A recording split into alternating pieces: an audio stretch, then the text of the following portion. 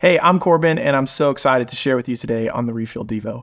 I want to take a second and tell you about one of our songs called Always So Good, which has quickly become one of my favorites. Not only because it's fun and it raises some faith in the room when we sing it, but there's also so much scriptural truth in it. In fact, it comes from Joshua chapter 4 and this amazing faithfulness that God shows to his people.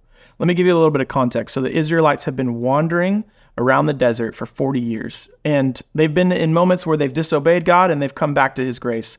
But finally, there's a moment where God says to Joshua, it's time to go into the promised land. I want to take this passage from Joshua chapter 4. The context here is that they have just now crossed over the Jordan River into the promised land.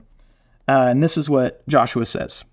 Verse 5, he says, "Go over before the ark of the Lord your God into the middle of the Jordan. Each of you is to take up a stone on his shoulder according to the number of tribes of the Israelites, to serve as a sign among you. In the future, when your children ask you, what do these stones mean? Tell them that the flow of the Jordan was cut off before the Ark of the Covenant of the Lord. When it crossed the Jordan, the waters of the Jordan were cut off.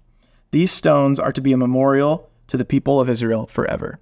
What I love about that, in some translations, it even says, for generation after generation after generation. See, God is such a faithful God. In the passage before this, in Joshua chapter 3, it talks about the fact that not only did they cross the Jordan, but the moment that they stepped into the water, which, by the way, was in flood season, so it was rushing really, really quickly. The moment they stepped into the water with the Ark of the Covenant, the water split and they walked across on dry land. I don't know what your season is. I don't know what your story is, but I do know that God is faithful. I know that when he makes a promise, the answer is yes and amen. So whatever you're walking through right now, there is a promised land on the other side because God is faithful to you. But I want to encourage you, he's going to blow your mind with the way that he does it.